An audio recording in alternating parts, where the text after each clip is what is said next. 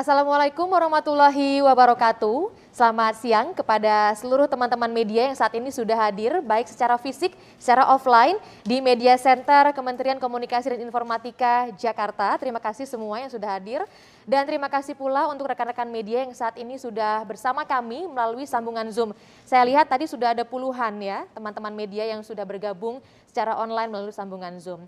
Perkenalkan, saya Daniar Akhri. Hari ini saya akan memandu jalannya media briefing juru bicara presidensi G20 untuk Indonesia. Dan saat ini saya tidak sendirian, saya pun nantinya akan membagikan waktu kepada teman-teman semua, baik yang datang secara offline di sini atau mungkin yang hadir secara online, untuk bertanya langsung kepada dua narasumber yang sudah hadir di sini. Saya akan perkenalkan kepada rekan-rekan media semua. Yang pertama sudah hadir Mas Dedi Permadi, juru bicara Kementerian Komunikasi dan Informatika hari ini. Selamat siang Mas Dedi. Terima kasih sudah hadir. Selamat siang Mbak Daniar. Ya. Sehat meskipun puasa ya. Sehat. Ya. Dan juga sudah hadir Mbak Maudy Ayunda nih. Saya panggilnya Maudy aja deh ya. Maudy Ayunda yang sudah bergabung bersama kita semua di sini, tentu udah banyak banget nih pertanyaan yang mau disampaikan sama teman-teman media, termasuk juga sepertinya sudah ada yang bertanya lewat Instagram pribadinya Maudy Ayunda ya. Soal juru bicara presidensi G20 Indonesia. Tentu sudah banyak sekali yang ingin tahu sebetulnya apa latar belakangnya Maudy Ayunda ditunjuk oleh pemerintah, dalam hal ini Kominfo ya, oleh Menteri Kominfo yaitu Johnny G. Plate sebagai juru bicara presidensi G20. Apa tugas-tugasnya? Mungkin itu juga yang bisa harus kita sampaikan di sini. Dan kalau kita bicara soal Maudy Ayunda, tentu ada tim di belakangnya juga ya, bahwa jubir ataupun juru bicara presidensi G20 ini tidak hanya sendiri Maudy Ayunda saja, tapi juga ada beberapa tim yang bertugas sama menjadi juru bicara. Untuk itu saya langsung saja akan mempersilakan Mas Dedi di sini terlebih dahulu untuk berbicara ke teman-teman media yang hadir di sini. Silakan Mas Dedi. Terima kasih Mbak Daniar. Selamat siang teman-teman media yang hadir secara fisik maupun secara online. Selamat siang juga Maudy. Selamat siang. Teman-teman, kalau kita berbicara tentang penunjukan Maudy Ayunda sebagai juru bicara pemerintah, tentu saja tidak terlepas dari kepanitiaan nasional yang dibentuk melalui keputusan Presiden. Di situ sebetulnya Bapak Menteri Kominfo adalah koordinator bidang media dan komunikasi. Nah, di dalamnya ada fungsi untuk memastikan bahwa presidensi G20 Indonesia ini bisa tersampaikan dengan baik kepada masyarakat di semua segmen. Nah, maka dari itulah ada tim juru bicara pemerintah yang tentu yang utama adalah menteri-menteri yang terkait dengan bidangnya masing-masing. Misalnya di Sherpa Track, kita melihat di situ ada Bapak Menko Perekonomian dan Ibu Menlu sebagai ketua ya. Kemudian di Finance Track ada Ibu Menteri Keuangan, dan kemudian ada Bapak Gubernur BI yang tentu akan secara aktif menyampaikan kepada media terkait dengan presidensi G20 Indonesia. Tentu dengan keterbatasan waktu yang dimiliki oleh Bapak Ibu Menteri tersebut, perlu mendapatkan dukungan dari figur-figur yang bisa menyampaikan pesan-pesan G20 Indonesia ini kepada masyarakat luas. Dan salah satu orang yang akan membantu Bapak Ibu Menteri itu adalah Maudy Ayunda. Maudy di sini tentu saja kita harapkan bisa membantu pemerintah untuk menjadi juru bicara pemerintah untuk presidensi G20 Indonesia.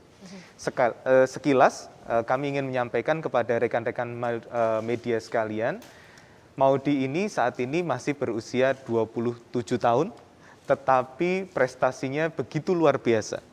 Merepresentasikan profil anak muda Indonesia yang bisa berkarya di kancah nasional maupun internasional. Saya rasa tidak berlebihan saya sampaikan seperti itu, karena dalam 15 tahun terakhir Mbak Daniar, Maudy telah membintangi lebih dari 10 judul film, merilis 3 album musik, dan juga menulis 3 buku. Ini adalah salah satu prestasi yang kemudian bisa dijadikan modal untuk bisa menyampaikan pesan-pesan presidensi G20 Indonesia, karena Maudy ini sudah cukup dikenal oleh publik Indonesia. Terkait dengan peran juru bicara pemerintah untuk presidensi G20 ini, kami mengharapkan 2 tugas yang bisa dijalankan oleh Maudi. Yang pertama adalah menyampaikan informasi terkait pelaksanaan kegiatan konferensi tingkat tinggi yang akan diselenggarakan pada bulan November nanti, yang akan dihadiri oleh para pemimpin anggota G20 atau kepala-kepala negara. Kemudian event-event atau agenda-agenda yang di level working group maupun engagement group. Dan yang kedua, tugasnya adalah menyampaikan pertemuan-pertemuan yang sifatnya formal sepanjang tahun 2022 ini kepada masyarakat luas. Jadi selain agenda yang disampaikan, juga secara substansi. 2 pokok itu, Mbak Daniar. Ya, jadi Maudi yang ada di sebelah saya ini akan menyampaikan 2 pokok tugas. Pertama, agenda-agenda sepanjang tahun, sepanjang presidensi G20 Indonesia. Yang kedua adalah secara substansi, agenda-agenda itu menyampaikan apa. Kemarin Maudi sudah menyampaikan bahwa fokus kita ada 3 ya Maudi ya, di dalam presidensi G20 ini.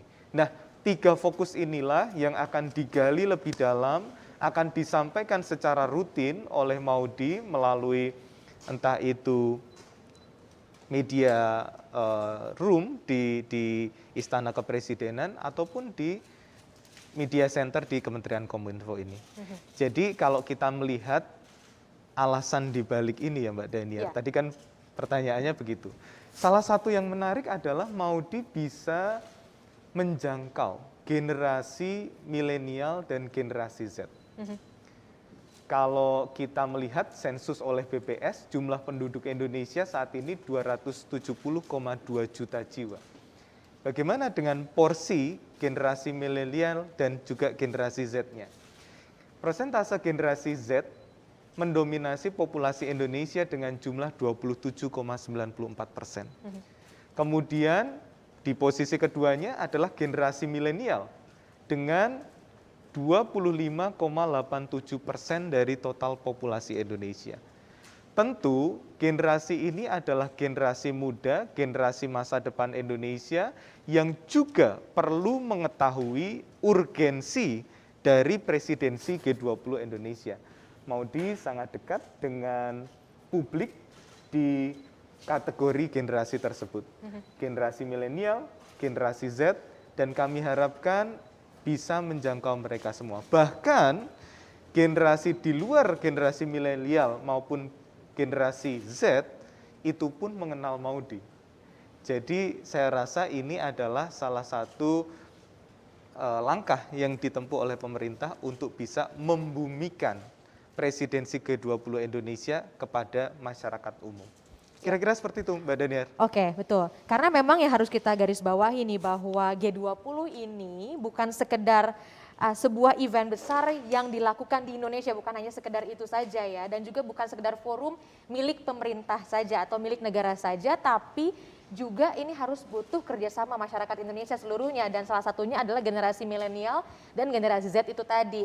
Nah, yang perlu juga harus kita tekankan di sini bahwa Maudy Ayunda ini terpilih sebagai tim juru bicara atau ditunjuk sebagai tim juru bicara presidensi G20 untuk milenial dan Gen Z itu tadi ya, Mas Dedi ya. Sebenarnya di dalamnya itu ada banyak tim-tim yang juga bergerak dan berbicara tentang G20 ini atau G20 ini ya. Betul, jadi selain 4 menteri yang tadi saya sebutkan, di setiap working group, di setiap engagement group, juga ada focal point yang bisa menyampaikan pesan-pesan terkait dengan isu di working group ataupun engagement group tersebut. Misalnya sebagai contoh, Digital Economy Working Group, itu pengampunya adalah Kementerian Kominfo. Di situ ada chair, Bu Mira dan saya. Saya tentu akan menyampaikan juga terkait dengan isu ekonomi digital bersama-sama dengan Maudy. Begitu pula dengan pengampu-pengampu yang lain di working group yang lain. Misalnya working group terkait kesehatan, working group terkait dengan perdagangan dan industri, working group terkait dengan energi, dan lain sebagainya. Tentu ada focal point di setiap kementerian yang akan bekerja bersama dengan Maudy untuk mengabarkan urgensi presidensi G20 Indonesia ini kepada masyarakat luas. Oke, sedikitnya nampaknya sudah cukup jelas begitu ya apa yang dikerjakan oleh Maudy Ayunda sebagai tim juru bicara presidensi G20. Nah, yang jadi pertanyaan saya untuk Maudy di sini, sebetulnya bagaimana ceritanya Maudy bisa ditunjuk dalam hal ini oleh Pak Menteri ya sebagai juru bicara presidensi G20? Ceritanya seperti apa? Iya, jadi kira-kira beberapa bulan yang lalu gitu ya, saya memang mendapatkan kabar dan dikontak dari Mas Dedi specifically gitu ya. Dan waktu itu saya ingat sekali cuman sempat dikasih teaser dari tim saya. Tapi setelah itu saya berbicara langsung dengan Mas Dedi lewat telepon gitu. Karena ini kan hal yang sangat penting dan sangat besar juga gitu. Dan disitulah benar-benar saya mendengar dan mempelajari apa sih gitu ya tugas ini gitu, tugas menjadi jubir presidensi G20 Indonesia. Di situ saya merasa sangat senang sekali, sangat terhormat gitu ya, dipercayakan dan untuk diajak gitu ya menjadi bagian dari sesuatu yang sangat bersejarah ini gitu. Dan juga banyak pertanyaan ya Mas Dedi ya. Aku pun bertanya banyak ke Mas Dedi tentang tugasnya apa saja Mas gitu. Bagaimana cara paling terbaik untuk aku tuh berkontribusi dan membantu dan lain-lain gitu ya. Tapi tidak lama sih waktu pertimbangannya, intinya langsung oke, karena memang apapun yang bisa aku lakukan untuk berkontribusi dengan platform yang aku miliki, pasti aku lakukan kalau dampaknya positif, apalagi untuk Indonesia gitu. Oke, jadi nggak butuh pertimbangan yang lama ya. Ini Enggak. langsung iya gitu ya Mas Dedi ya. Nggak perlu lagi menunggu. Iya. Oke, dan saya yakin juga teman-teman media di sini menunggu-nunggu nih kira-kira kapan saya mau tanya soal ini. Tapi sebelum itu saya berikan dulu aturannya. Jadi nanti kita akan buka beberapa termin selama beberapa menit ke depan. Terminnya yang pertama saya akan buka untuk 4 media dulu. 2 media yang hadir di sini secara offline ataupun di media center Kominfo, dan 2 media yang hadir secara online di Zoom. Nah, khusus untuk teman-teman yang hari ini hadir secara online di Zoom, mohon untuk mengetik dulu pertanyaannya di kolom chat yang ada di Zoom. Setelah itu, nanti akan teman-teman bantu pilih. Untuk teman-teman diberikan kesempatan open kamera dan juga open audionya, langsung tanyakan pertanyaan tersebut ke Maudy Ayunda atau mungkin ke Mas Dedi di sini. Jadi ada beberapa hal ya yang bisa teman-teman tanyakan. Tapi khususnya adalah tanyakan lagi lebih dalam terkait dengan personalitinya Maudy Ayunda ya Mas ya. Karena di sini adalah momen yang tepat sekali untuk teman-teman bisa membagikan informasi kepada halayak, kepada penonton, kepada pembaca semua, pembaca media yang teman-teman saat ini sedang kerjakan, bagaimana Maudy Ayunda bisa menjadi jubir dari presidensi G20 dan apalagi soal G20-nya ya secara luas untuk masyarakat Indonesia. Langsung kalau begitu teman-teman saya akan berikan kesempatan kepada teman-teman yang hadir di sini. Silakan Mas disebutkan nama dan juga nama medianya. Mas terlebih dahulu boleh. Yes. Perkenalkan saya Panji Saputro dari Detikcom. Di sini saya ingin menanyakan 3 hal. Pertama untuk Kak Maudy dan duanya untuk Pak Dedi. Pertama ingin bertanya kepada Kak Maudy terkait apa strategi komunikasi yang akan digunakan Kak Maudy untuk mengenalkan KTT G20 di Indonesia kepada generasi milenial dan Z. Kemudian 2 pertanyaan untuk Pak Dedi itu, bolehkah diedukasi saya ini terkait mengapa kegiatan KTT G20 ini menjadi penting untuk diketahui bagi para generasi muda atau bahkan masyarakat di Indonesia.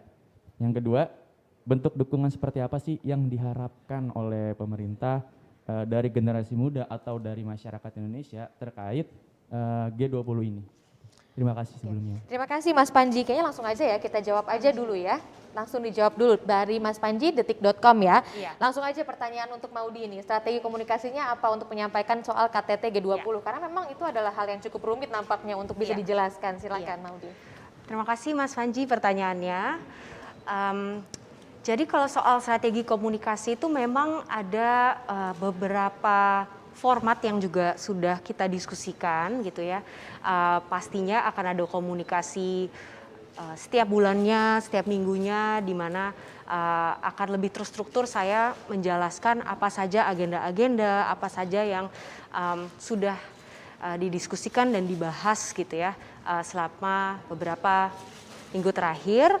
Tapi di luar itu, karena memang salah satu objektifnya adalah agar saya bisa menyampaikan kontennya itu dengan cara yang mudah dicerna, gitu ya. Kita juga tetap akan menggunakan kayak platform media sosial gitu sebenarnya, dan platform saya agar tetap bisa bertemu dengan teman-teman milenial dan Gen Z di area, di tempat di mana mereka biasanya spend their time, yaitu media sosial gitu. Jadi aku juga akan menggunakan itu Mas gitu, dan berkomunikasi mungkin dengan secara lebih straightforward dan juga membumikan konsepnya gitu ya lewat medsos seperti itu. Oke, jadi pada intinya berbagai macam sosialisasi dan juga informasi yang disampaikan Maudy akan disampaikan lewat media formal itu tadi yang memang disediakan oleh pemerintah, yang terjadwal ya, dan juga media yang bisa dikatakan informal, karena memang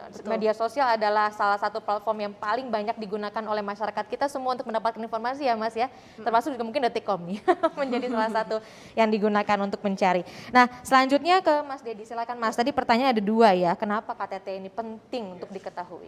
Baik Mas Panji, ini salah satu pertanyaan yang paling sering ditanyakan kepada kami di pemerintah ya. Kenapa sih kita harus menjadi presidensi G20 dan seberapa penting G20 ini untuk kita semua, untuk masyarakat umum, untuk para milenial, untuk para orang tua misalnya. Ini pertanyaan yang penting untuk dijawab. Jadi pertama adalah fakta bahwa forum G20 ini adalah forum yang sangat amat strategis. Forum G20 ini menguasai 60% populasi dunia. Forum ini juga menguasai 75% perdagangan global. Dan G20 juga adalah tempat di mana 80% PDB dunia berada. Kita bayangkan seberapa penting forum ini jika dilihat dari kontribusinya terhadap perekonomian dunia ini. Itu yang pertama yang harus kita catat. Artinya kalau kita menjadi presidensi G20, Indonesia memainkan peranan penting. Poin kedua yang ingin saya sampaikan adalah bahwa posisi strategis forum G20 itu mengisyaratkan, memberikan sinyal, memberikan pesan kepada dunia bahwa Indonesia ini adalah negara atau salah satu negara dengan ekonomi terbesar di dunia, dan meskipun sedang berada di tengah pandemi COVID-19, kita tetap bisa berkarya dan berkontribusi untuk forum yang sangat penting ini. Ini menunjukkan resiliensi Indonesia. Ini menunjukkan ketangguhan Indonesia. Ini kita harus berbangga sebagai masyarakat Indonesia. Bayangkan kita sedang ditantang dengan berbagai permasalahan global, tetapi kita bisa menyelenggarakan sampai hari ini agenda-agenda yang berjalan itu semuanya berjalan dengan lancar. Itu poin keduanya. Poin ketiganya, apa maknanya untuk masyarakat Indonesia? Kalau kita melihat 3 isu prioritas yang dicanangkan oleh Bapak Presiden, yang pertama adalah arsitektur kesehatan global yang inklusif, yang kedua adalah transformasi berbasis digital, yang ketiga adalah terkait dengan transisi energi yang berkelanjutan. 3-tiganya ini tidak hanya didasarkan pada kondisi global, tetapi juga didasarkan pada kepentingan nasional Indonesia. Ini yang perlu kita catat, penting sekali, didasarkan pada kepentingan nasional Indonesia. Kenapa? Karena ketika kita mendorong satu agenda di forum internasional, maka itu harus berdampak positif juga bagi warga atau masyarakat Indonesia. 3 isu itu adalah isu yang semuanya penting bagi masyarakat Indonesia. Kita berbicara pertama terkait dengan arsitektur kesehatan global. Indonesia butuh mendorong dan bersama-sama dengan negara lain untuk menciptakan tata kelola kesehatan yang lebih tangguh pasca pandemi COVID-19. Penting loh kita melakukan reformasi sektor kesehatan, sistem kesehatan kita, bekerja sama dengan negara lain bagaimana menciptakan sistem dan struktur kesehatan yang lebih kokoh. Supaya apa? Supaya masyarakat di pelosok, di daerah 3T, di desa-desa lebih merasakan layanan kesehatan yang optimal dari pemerintah dan dari kerjasama pemerintah dengan negara lain. Sangat penting. Misalnya kita membicarakan digitalisasi sektor kesehatan. Kan banyak ya. Digitalisasi itu memunculkan satu pelayanan yang lebih optimal untuk masyarakat di daerah 3T misalnya. Dengan cara misalnya e-health. Dokter sekarang bisa chat dengan masyarakat untuk melayani kebutuhan kesehatan masyarakat. Hal-hal seperti itu sebetulnya bisa diperkuat dengan dukungan kerjasama dengan negara-negara lain. Belum lagi ketika kita berbicara soal transisi energi, bahwa kita harus mengurangi fosil, ini isu yang sangat dekat dengan masyarakat. Ketika ada kontraksi ekonomi dunia dan harga minyak atau bahan bakar harus disesuaikan, itu pun punya dampak kepada masyarakat, sehingga pemerintah mengeluarkan beberapa stimulus kebijakan. Itu sangat dekat dengan masyarakat loh, isu energi, bukan isu yang mengawang-awang. Kemudian isu transformasi berbasis digital. Sekarang 204,6 juta masyarakat Indonesia yang menggunakan internet. Dan 91%-nya menggunakan media sosial. Ini menjadi isu yang sangat dekat dengan kita. Bagaimana kita menciptakan misalnya tata kelola data lintas negara. Setiap kali kita mengakses media sosial, mengakses internet, tentu ada data kita yang kemudian ya mungkin dikelola oleh platform digital atau PSE, penyelenggara sistem elektronik. Sehingga kita perlu menyepakati dengan negara lain. Prinsip-prinsip apa yang bisa kita lakukan, yang bisa kita rujuk bersama untuk memiliki kesepahaman. Oh, kalau data itu ditukar lintas negara, maka prinsipnya harus seperti ini. Sehingga data masyarakat lebih aman. Kira-kira begitu Mbak, jadi ini isu yang sangat dekat dengan masyarakat Indonesia. Lalu karena saking dekatnya isu itu dengan ya berbagai macam kepentingan nasional dan juga masyarakat Indonesia, dukungannya seperti apa yang bisa diberikan? Seperti yang tadi ditanyakan oleh Mas Panji, pertanyaan terakhir dari Mas Panji tadi. Dukungan yang bisa diberikan masyarakat kepada presidensi ini sebetulnya adalah keikutsertaan dan partisipasi masyarakat dari semua generasi gitu ya. Jadi tidak hanya milenial dan juga generasi Z untuk mendukung kesuksesan G20 Indonesia ini. Jadi ketika kita mendorong 3 isu tersebut, maka mari bersama-sama misalnya memberikan masukan kepada pemerintah yang konstruktif terkait dengan isu tersebut. Atau kita juga ikut mengedukasi masyarakat di sekeliling kita. Indonesia sekarang baru menjadi presidensi G20 loh, kita patut berbangga karena di dalamnya Indonesia akan mendorong isu A, B, C, D. Keikutsertaan masyarakat di dalam mengabarkan, mensiarkan bersama dengan Maudi, bersama dengan saya, bersama dengan Mbak Daniar dan rekan-rekan media sekalian, ini sangat amat penting untuk kesuksesan presidensi G20. Jadi kesuksesan presidensi G20 tidak hanya diukur dari kesuksesan penyelenggaraan agendanya saja, tetapi juga kesuksesan di mana masyarakat memahami, mengerti, dan berpartisipasi aktif di dalamnya. Oke, dan keinginan masyarakat untuk mau berpartisipasi dan juga mengetahui soal G20 ini urgensinya tentu itu menjadi salah satu tupoksi yang tadi dikatakan Maudi Ayunda ya, bagaimana bisa membumikan berbagai macam isu yang memang dibahas di G20. Oke, kalau begitu saya langsung terima kasih Mas Panji sudah bertanya. Saya langsung akan membacakan pertanyaan dari teman yang sudah hadir lewat Zoom ya, dari okezone.com. Ini dibacakan saja ya berarti pertanyaannya. Dari Michelle, dari Okezone, pertanyaan untuk Mbak Maudy, bagaimana agenda pertemuan G20 ke depan dan apa peran nyata dari G20 ini? Mungkin sedikit banyak tadi juga sebetulnya sudah dijelaskan oleh Mas Dedi ya. Tapi ada yang mau ditambahkan, Maudy? Terima kasih Mbak Michelle dari Okezone. Jadi seperti yang tadi udah dibahas Mas Dedi ya, kedepannya itu akan ada berbagai macam meeting dan diskusi around 3 priority issues itu, transformasi digital, infrastruktur kesehatan global dan juga transisi energi berkelanjutan. So agenda-agenda itu tentunya akan aku bahas dan akan aku update setiap minggunya apa saja yang keluar, persamaan persepsi antara banyak negara yang memang sangat-sangat involved gitu ya dalam diskusi-diskusi penting ini. Tadi pertanyaan yang bagian 2 apa ya Mbak? Adalah tentang kerja nyatanya untuk G20 ini apa?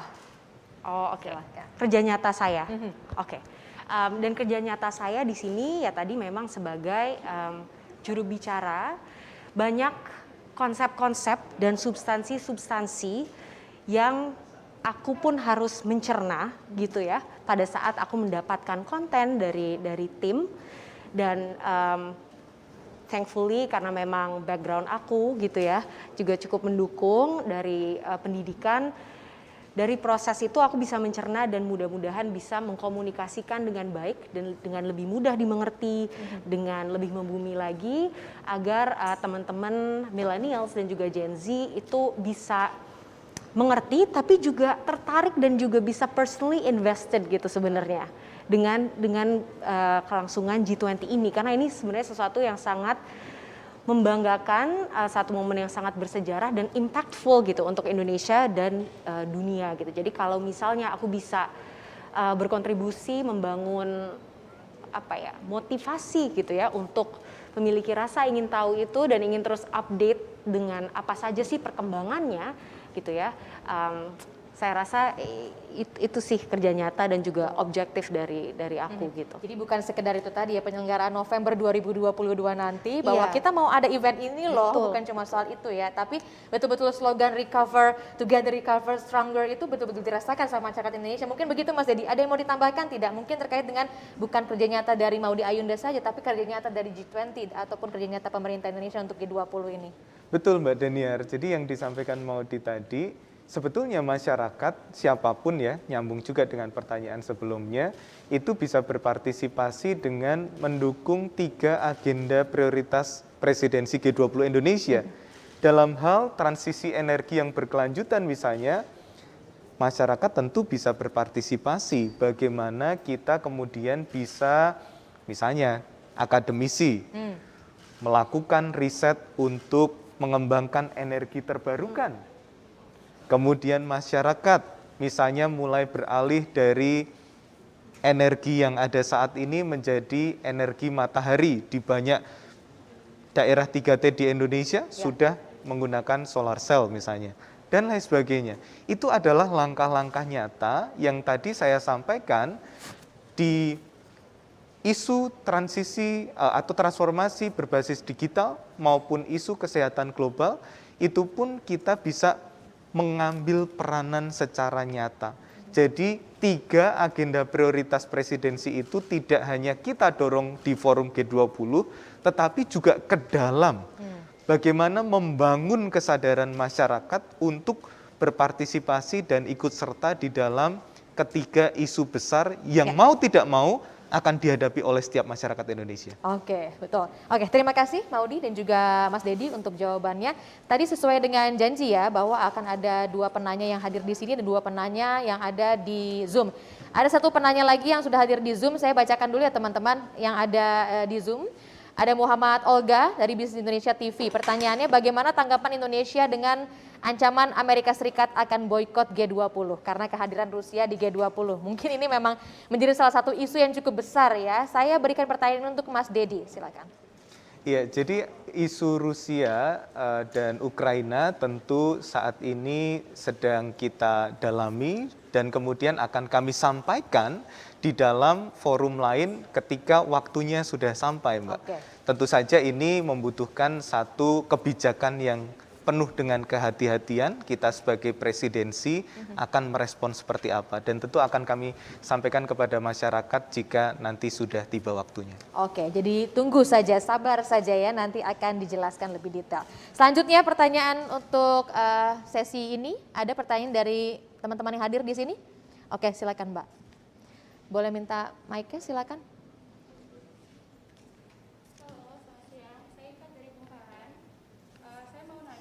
Ika, Mbak Ika ya? Oh, Ivat, oke. Saya ada dua pertanyaan buat Mbak Maudi atau Mas Denny. Apa nasib KTT G20 kalau negara-negara barat menolak hadir? Kalau masih berlanjut, bagaimana konsepnya? Dan agenda untuk KTT G20 telah ditentukan. Apakah kehadiran Rusia akan menjadi distraksi yang mengalihkan perhatian dari agenda-agenda tersebut? Oke. Ya, terima kasih Mbak Ivat untuk pertanyaannya. Silakan Mas Dedi. Jadi misi dari Forum Presidensi G20 Indonesia adalah sekali lagi untuk memfasilitasi 20 negara ini bersama-sama berdiskusi, bernegosiasi, dan kemudian juga membicarakan 3 isu prioritas yang sudah diusung oleh Presidensi Indonesia. Artinya fokus Indonesia saat ini adalah memfasilitasi penyelenggaraan event, side events maupun sampai nanti KTT di bulan November berjalan dengan lancar. Prinsip itu yang kita pegang sampai hari ini dan terus kita optimis ke depan akan bisa memfasilitasi forum G20 ini dengan baik di setiap event, side event maupun KTT nanti. Oke, ya. Dan untuk selanjutnya, apakah nanti kehadiran Rusia, apakah nantinya bisa mengganggu jalannya agenda-agenda yang sudah disiapkan presidensi?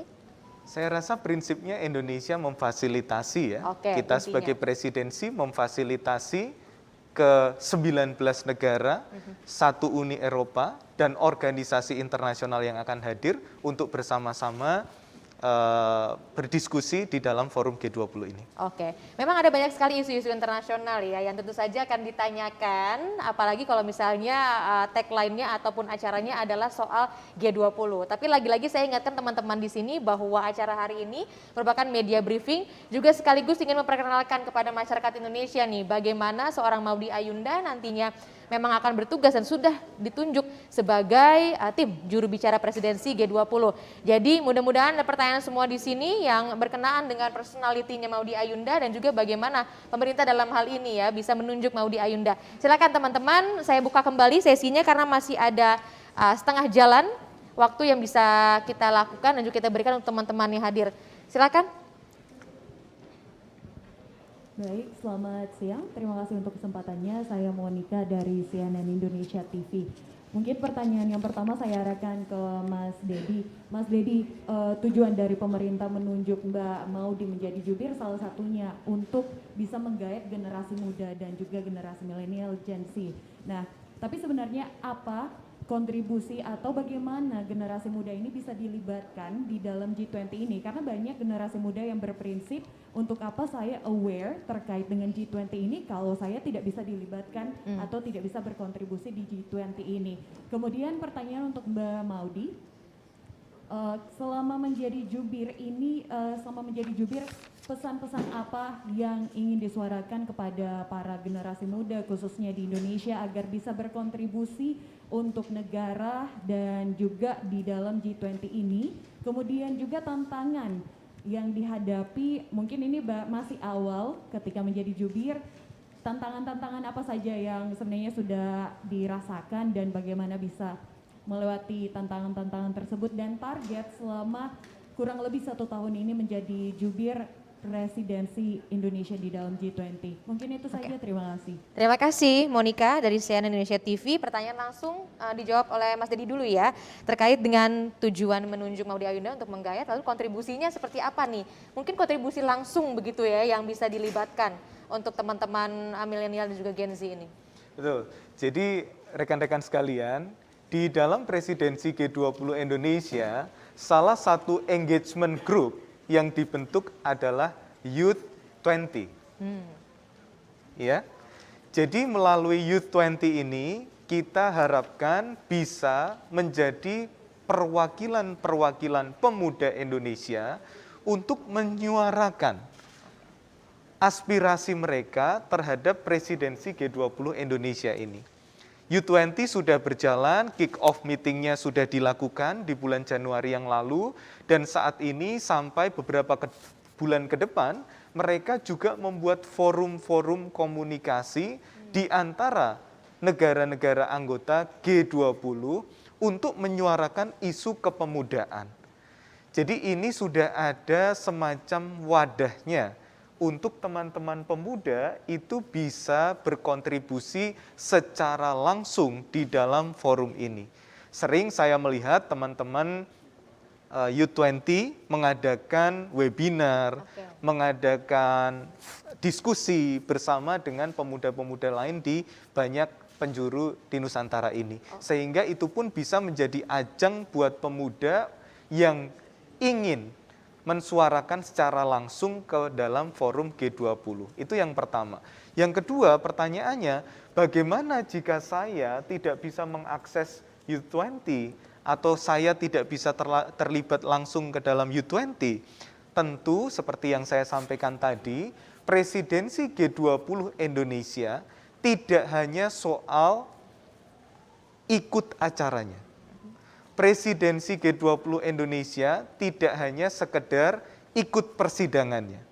Tetapi presidensi G20 Indonesia terkait dengan misi kepentingan nasional Indonesia yang harus didukung oleh setiap generasi, terutama generasi muda juga, untuk bisa minimal ya, terbuka wawasannya terkait dengan isu-isu prioritas yang tadi saya sampaikan. Wawasan terkait dengan transisi energi yang berkelanjutan, siapa lagi kalau bukan anak muda yang akan memikirkan dan terlibat langsung di dalam isu energi terbarukan. Isu transformasi digital, 2/3 pengguna internet di Indonesia adalah anak muda usia 13 sampai 36 tahun. Mereka tentu berkontribusi sangat besar bagi sehatnya ruang digital Indonesia. Kemudian isu arsitektur global yang lebih inklusif. Semua saya rasa punya kepentingan yang sama untuk mendapatkan akses layanan kesehatan yang baik ke depannya.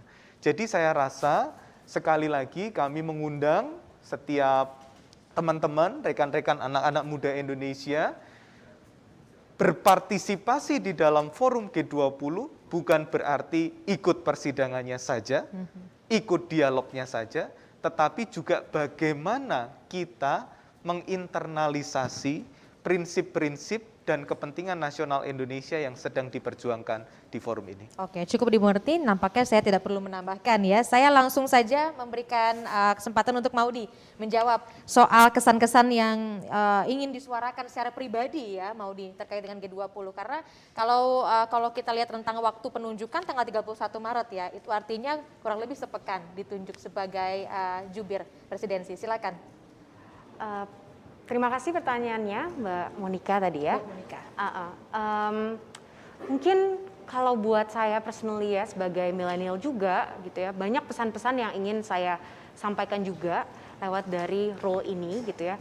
Salah satunya adalah sebenarnya saya ingin memotivasi dan menginspirasi juga anak-anak muda di luar sana untuk ingin tahu gitu. Saya selalu dalam berbagai kesempatan dan beberapa platform mengangkat pentingnya curiosity gitu, rasa ingin tahu. Dan saya rasa there is a lot of value menjadi warga negara yang memang ingin tahu, ingin berpartisipasi dan aktif gitu. Aktif di sini bisa benar-benar aktif dan benar-benar involved, tapi juga dari membukakan diri kepada wawasan dan kepada informasi dan update-update terbaru tentang diskusi-diskusi penting, itu saya rasa juga harus menjadi prioritas personal gitu untuk anak-anak muda. Terus mungkin menambah dari yang tadi dibahas sama Mas Dedi, 3 isu prioritas yang akan diangkat di presidensi G20 Indonesia ini adalah isu-isu yang sangat-sangat relevan untuk anak-anak muda gitu. Energi berkelanjutan atau energi bersih, itu kita membicarakan dunia yang memang akan diwariskan gitu kepada kita anak-anak muda seperti itu kan. Jadi memang harus ada keterlibatan dan keinginan gitu untuk menjadi bagian dari diskusi-diskusi besar ini. Terus digital transformation gitu, again juga sangat relevan gitu. Jadi kalau buat aku secara personal,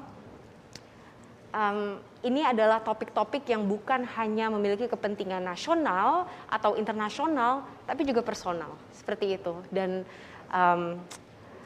mungkin itu sih pesan-pesan yang ingin aku sampaikan. Terus tantangan tadi juga ditanya ya.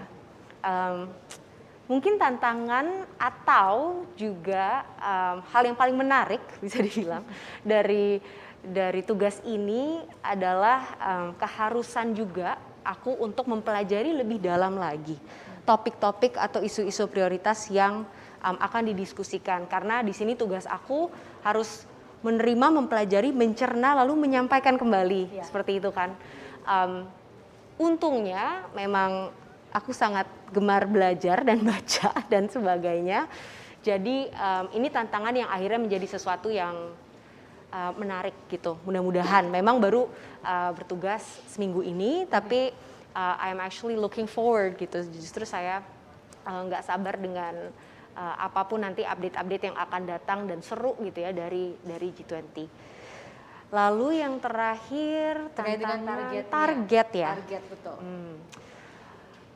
Target saya mungkin agar objektif yang tadi sudah disampaikan, objektif pemerintah maupun Indonesia bisa tercapai dengan memilih saya sebagai bagian dari tim jubir gitu ya, bahwa pesan-pesan yang penting itu tersampaikan dengan baik, anak-anak muda, milenial dan Gen Z itu bisa aware dan bisa berpartisipasi juga kalau mungkin gitu ya, dan itu sih harapan saya, semoga lancar penugasannya. Betul. Jadi memang banyak sekali hal ya yang ingin disampaikan oleh Maudy pada intinya kepada masyarakat, utamanya adalah generasi milenial dan juga generasi Z ini, bahwa mereka tuh yaitu involve lah, ikut serta lah, berpartisipasi lah dalam banyak hal, utamanya untuk Indonesia ya. Terima kasih Maudy untuk jawabannya, terima kasih juga Mas Dedi untuk penjelasannya. Masih ada kesempatan dan juga waktu yang bisa kita berikan untuk teman yang ada di Zoom ya saat ini ya. Oke, silakan. Saya akan bacakan pertanyaan dari Tasya, Bloomberg News. Apakah ada informasi mendetail mengenai isu-isu apa saja yang bisa mau dijawab sebagai jubir G20? Apakah semua isu? Nah ini penting banget. Karena saya dengar juga sudah dari mulai Maudy diinformasikan begitu ya, ada konferensi persnya Maudy Ayunda sebagai tim jubir presidensi G20. Langsung banyak sekali yang bertanya lewat Instagram dan juga lain-lain ya. Jadi kalau secara menyempit, Maudy sendiri apa yang memang ditugaskan untuk Maudy? Tugas utama saya di sini sebagai bagian dari tim jubir itu menyampaikan informasi khususnya ke masyarakat luas dan ke millennials dan juga Gen Z tentang agenda-agenda maupun poin-poin diskusi gitu ya yang sudah berjalan selama G20 ini. Untuk hal-hal yang teknis dan spesifik atau substansi-substansi yang lebih spesifik itu memang dalam G20 ini banyak sekali topik yang dibahas, ada track, ada Sherpa track dan juga finance track, dan ada juga jubir-jubir lain dalam area-area yang juga akan menyampaikan ke masyarakat gitu. Karena saya bagian dari tim jubir tadi gitu. Oke, siap. Tapi kalau intinya bahwa hal apapun yang berhubungan dengan milenial, generasi Z, itu adalah tugas Maudy Ayunda untuk menjawab dan juga untuk bercerita begitu kepada mereka ya soal G20. Kalau isu-isu lain mungkin bisa ditegaskan lagi oleh Mas Dedi. Silakan. Baik, tadi sudah saya sampaikan sebelumnya, tetapi ini biar jelas sekalian ya Mbak Daniar ya. Jadi teman-teman sekalian, di presidensi G20 Indonesia ini kita ada 2 track ya, Sherpa track dan juga finance track, di mana di Sherpa track kita punya Bapak Menko Perekonomian dan Ibu Menlu. Kemudian di finance track kita ada Ibu Menteri Keuangan dan juga Bapak Gubernur BI. Beliau berempat tentu akan menyampaikan sebagai representasi yang utama dari pemerintah Indonesia untuk melakukan update terkait perkembangan presidensi G20. Finance Track kepada Ibu Menkyu dan Bapak Gubernur Bank Indonesia, kemudian Sherpa Track kepada Bapak Menteri Koordinator Bidang Perekonomian dan kepada Ibu Menteri Luar Negeri. Kemudian selain itu ada working group, ada engagement group, di mana setiap working group itu ada chair, ada koordinatornya, ada focal point-nya, yang juga siap untuk menyampaikan update perkembangan isu kepada rekan-rekan media sekalian. Jadi jika sudah terkait dengan isu spesifik terkait dengan presidensi G20 Indonesia, dari sisi hubungan internasional, layaklah misalnya kemudian mengontak kepada Kementerian Luar Negeri. Ya. Kalau terkait dengan isu finance, isu keuangan, isu perkembangan di finance track, layaklah kemudian rekan-rekan media datang kepada Kementerian Keuangan ataupun Bank Indonesia. Jika terkait lebih spesifik lagi ke isu yang ada di working group dan engagement group, rekan-rekan media tentu bisa datang kepada PIC atau chair di setiap working group seperti tadi saya sebutkan di awal. Oke, cukup jelas nampaknya ya, sudah dijelaskan masing-masing tugasnya dan kemana teman-teman media bisa bertanya.